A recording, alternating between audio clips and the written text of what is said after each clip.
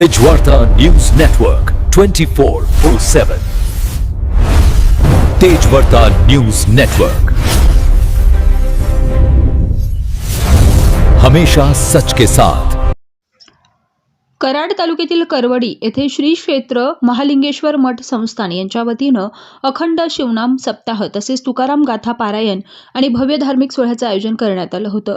हा कार्यक्रम शनिवार दिनांक 10 फेब्रुवारी 2026 ते शुक्रवार दिनांक 16 फेब्रुवारी 2026 या कालावधीत संपन्न झाला। श्री गुरु तपोवन योगी राजेंद्र शिवाचार्य महाराज यांच्या आशीर्वादाने आणि श्री शिवयोगी विजय रुद्रलिंग शिवाचार्य महाराज यांच्या दिव्य उपस्थितीत कार्यक्रम पार पडला। यात दररोज पहाटे 5 ते 6 काकड आरती, सकाळी 8 ते 12 तुकाराम गाथा पारायण वाचन, संध्याकाळी 6 ते 7 हरिपाठ, संध्याकाळी 7 ते 9 संगीतामय भागवत कथा, त्यानंतर महाआरती आणि महाप्रसाद असे कार्यक्रम पार पडले। विशेषतः महाशिवरात्री दिनी दिनांक 15 फेब्रुवारी 2026 रोजी सकाळी महालिंगेश्वरास रुद्राभिषेक, बेलदान तसेच रात्री विशेष पूजा आणि जागरणाचं आयोजन करण्यात आलं होतं। या धार्मिक सप्ताहाचा लाभ घेण्यासाठी परिसरातील सर्व शिवभक्तांनी मोठ्या संख्येने उपस्थित राहून कार्यक्रमाचा लाभ घेतला। कार्यक्रमाचं आयोजक आणि महालिंगेश्वर मठ संस्थांच्या वतीनं योग्य नियोजन करण्यात आलं होतं। तेजवार्ता न्यूज नेटवर्कसाठी प्रतिनिधी विवेक बारमण, कराड, सातारा। माझ्यासोबत जोडलेत प्रमोद हिंगमिरे दादा। आज करवडीचं जागृत देवस्थान म्हणून प्रसिद्ध आहे, हे कशामुळे प्रसिद्ध आहे? नमस्कार, ओम नमः शिवाय। करवडीला महालिंगेश्वर जो मठ आहे तिथं आता जे सेवा करणारे महाराज आहेत त्यांचं नाव विजयलिंग महाराज आहेत, जे त्यांचं वय वर्ष 7 वर्ष असल्यापासून तिथले जे स्थानिक लोक किंवा जे संबंधित लोक आहेत त्यांच्यावरून आम्हाला माहिती कळाली की वय वर्ष 7 असताना जे आपल्याला आई किंवा 1, 2, 3 ह्याच्या व्यतिरिक्त आपल्याला माहीत नसतं, पण त्यांच्या एवढं कमी वयात फक्त ते पाठीवरती ओम किंवा ओम नमः शिवाय किंवा ओम नमः शिवायचं नामस्मरण याच्या व्यतिरिक्त त्यांना काहीच माहीत नसायचं। मग त्यांचं असायचं की शाळेपासून जे आता जे जिथं विजयलिंग महाराजांचं मठ जे आपण म्हणतोय तिथं सुरुवातीला छोटासा दगड होता की जे त्या छोट्या त्या दगडावरती ते चुना जो असतो तो चुना त्या नारळाच्या कवठीमध्ये घ्यायचे, त्याच्यामध्ये पाणी टाकायचे आणि जसं आपण दुग्ध अभिषेक करतो महादेवाच्या पिंडीला तशा पद्धतीने ते दुग्ध अभिषेक केलेला त्यांना ते समाधान लाभायचे आणि ओम नमः शिवाय ओम नमः शिवायचं जप करत राहायचे। पण इतर तिथं आसपास तर वस्तीच काही नाही, फक्त शेतकरी वर्ग तिथं असायचा। तर त्यांचं बघण्यात यायचं की हे मुलं येऊन तिथं काय करतात, तर ते बघितल्यानंतर त्यांच्या लक्षात आलं की हे अशा पद्धतीनं नामस्मरण करतात, अभिषेक करतात। मग जे काही जाणकार लोक होते ते त्यांच्या लक्षात आलं की हे थोडं वेगळं पण आहे। सोलापूरला होडगीकर महाराज म्हणून आहेत, त्यांच्याशी काही जणांशी संपर्क केला, त्यांनी ह्या बाबतीत त्यांच्याशी बोलणं केल्यानंतर त्यांचं म्हणणं आलं की हे इतर जे आपण थोडक्यात आपले जे राहणीमान आहे किंवा आपण जे जगतो त्याच्या व्यतिरिक्त हे व्यक्ती वेगळे आहे। म्हणजे थोडक्यात यांच्या हातून फक्त धार्मिक किंवा समाजासाठी किंवा भक्तिमय ह्याच्या हातून भरपूर काय होणार आहे, त्याच्यासाठी जे काही विधी असतात त्या विधी केल्या जातील, दीक्षा घेतली जाते।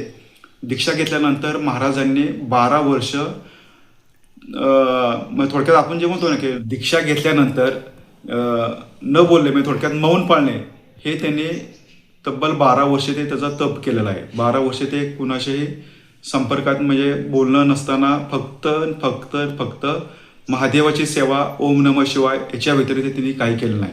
आता माझा जर वैयक्तिक अनुभव म्हणला तर मी गेले 25 वर्ष झाले त्यांच्या आम्ही सानिध्यात आहे। दर सोमवारी देवासाठी आम्ही जात असतो।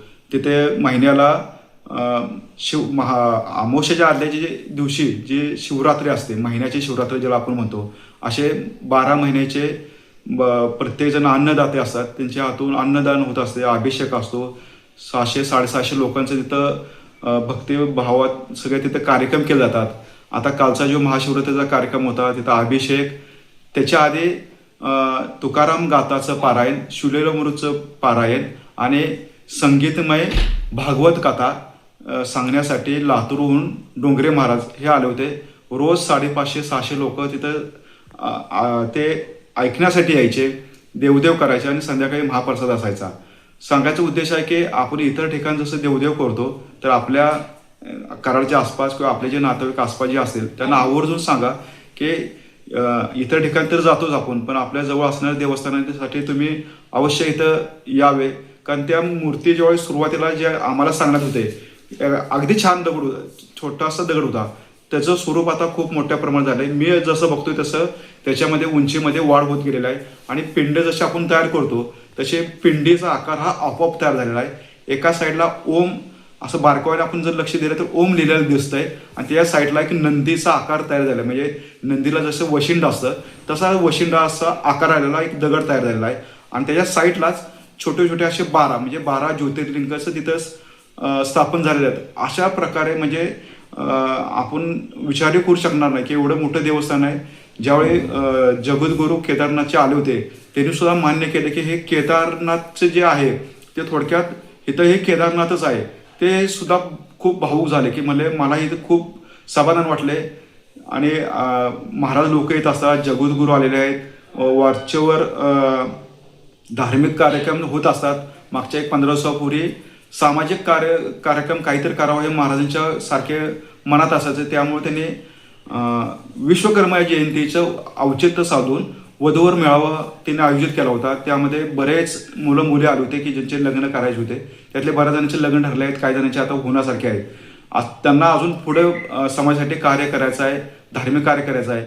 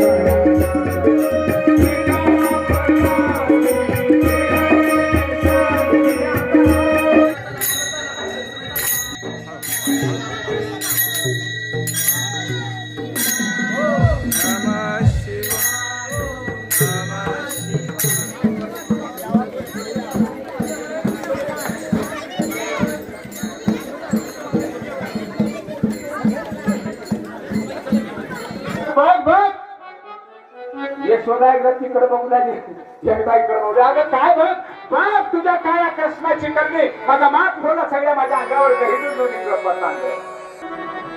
काय आहे. अरे हे तुला नाही. जय राम जय राम जय राम जय राम श्री राम जय राम जय जय राम. चार मंगल मांगल्ये शिवे सर्वार्थ साधिके शरण त्र्यंबके गौरी नारायणी नमोस्तुते. चार मंगल मांगल्ये शिवे सर्वार्थ साधिके शरण त्र्यंबके गौरी नारायणी नमोस्तुते. चार मंगल नारायणी नमोस्तुते नारायणी नमोस्तुते. सौराष्ट्र सोमनाथं च शीशल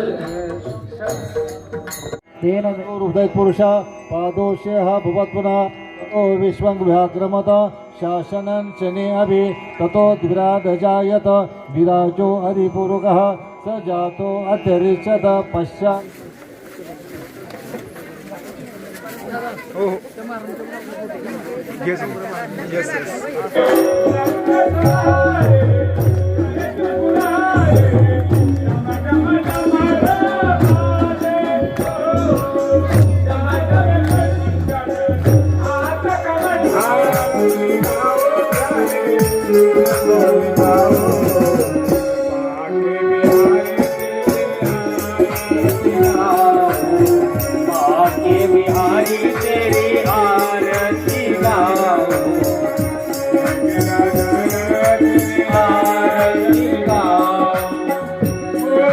रूप